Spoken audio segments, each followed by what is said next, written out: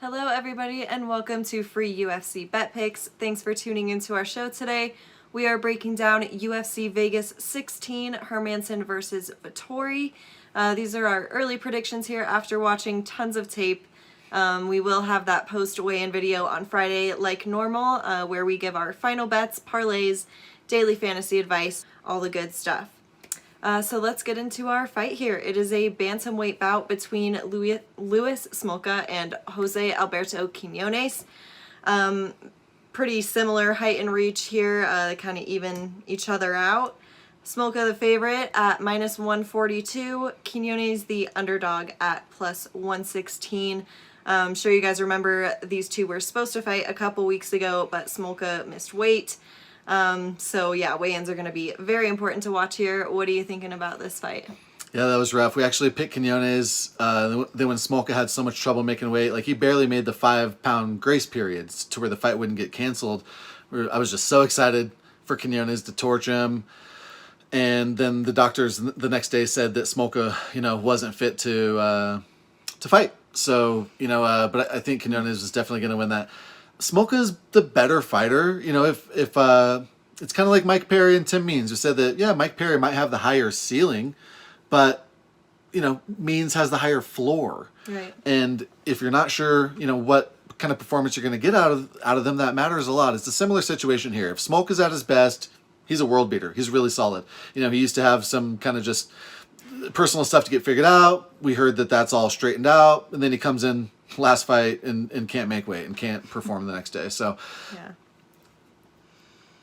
I don't think either one of these guys is that enticing. Smolka is a slight favorite. I think it's largely a pass overall, but it could be great DFS options. The weigh-ins could make it easy like it did for us last week, if the fight would have gone on.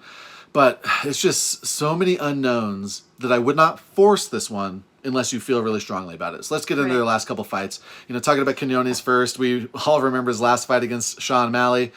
The O is gone. Sean was just doing what Sean does, very diverse striking, just, great. He's a great striker. And Jose was just kind of mesmerized, didn't know what to do.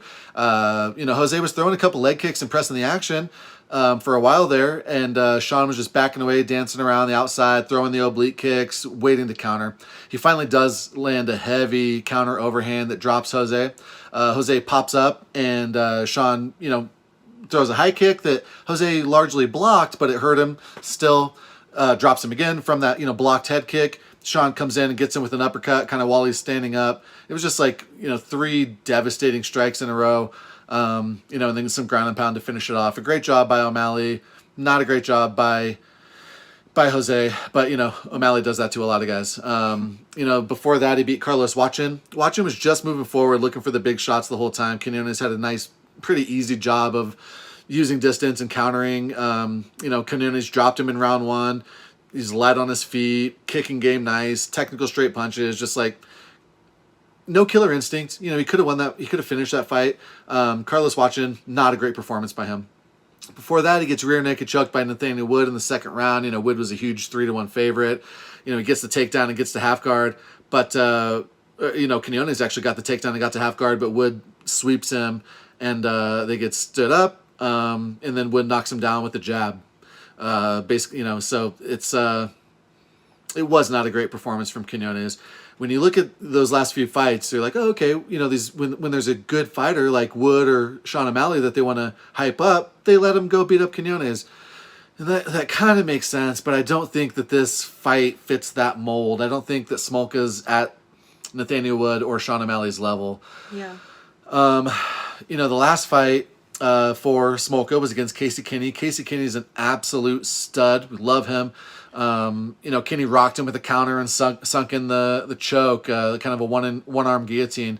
But before that, Smolka was doing a nice job. He was landing lots of body shots.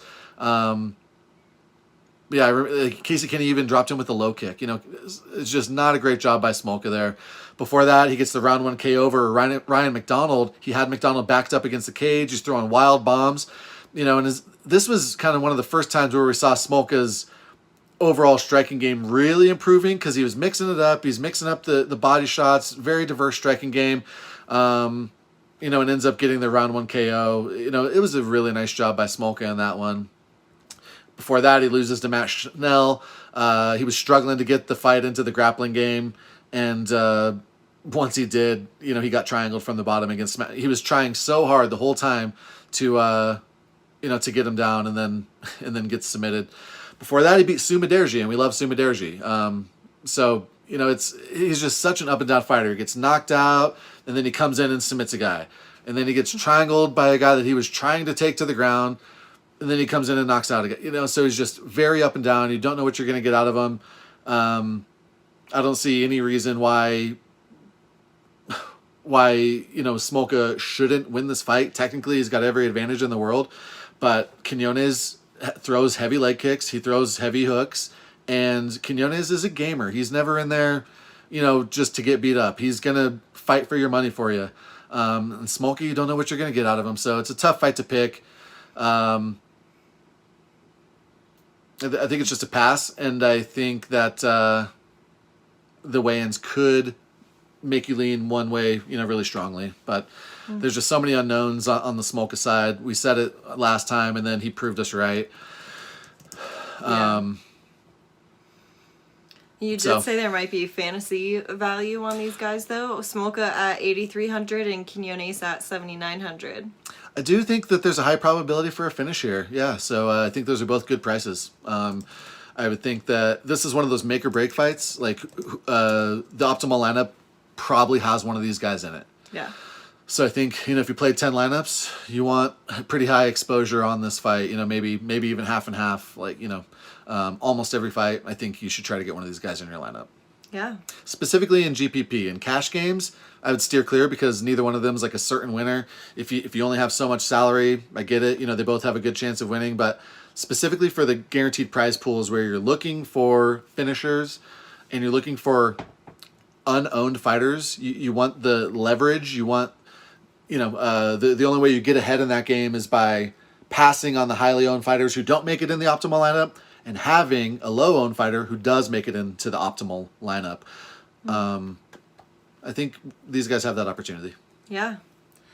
This will be a very important one to see those weigh-ins. Make sure that Smolka makes weight this time. Make sure you turn up and tune in to that post weigh-in video on Friday. Anything else you want to say on Smolka versus Quinonez? No, sorry, this one's a tough one to pick. We like giving you locks. We like giving you nice prop bets, but this one, I'm totally staying away from it. But hopefully this, the fight analysis was helpful, and we're not just telling you stuff that you can see for yourself on Tapology or Best Fight Odds and wasting your time. Yeah. All right, thank you guys so much for watching, and hope to see you at our post weigh-in video on Friday. See you guys later.